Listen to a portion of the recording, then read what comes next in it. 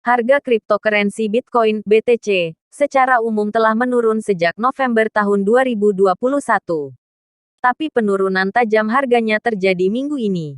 Kemungkinan dipicu oleh rumor pada Jumat tanggal 21 Januari tahun 2022 terkait dengan peraturan aset digital AS.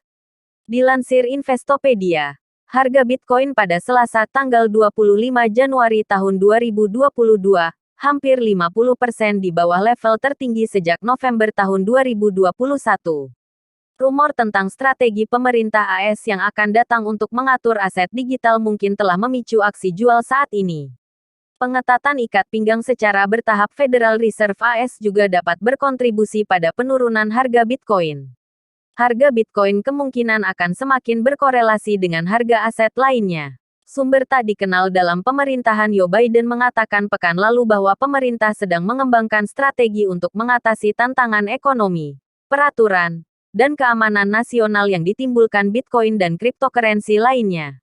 Pemerintah dilaporkan juga memeriksa peluang yang diciptakan kebangkitan aset digital. Dengan strategi pemerintahan Biden yang berpotensi dipublikasikan segera pada Februari tahun ini, kemungkinan laporan dari administrasi ini, meskipun disambut oleh mereka yang percaya bahwa Bitcoin dapat memperoleh manfaat dari kepastian peraturan yang lebih besar, telah memicu beberapa pedagang untuk menjual kepemilikan Bitcoin mereka.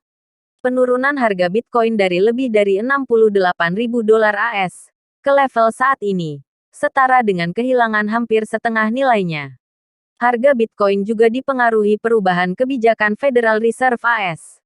Ketua Federal Reserve Jerome Powell mengatakan pada bulan Desember tahun lalu bahwa Komite Pasar Terbuka Federal (FOMC) akan menggandakan tingkat bulanan yang mengurangi pembelian aset.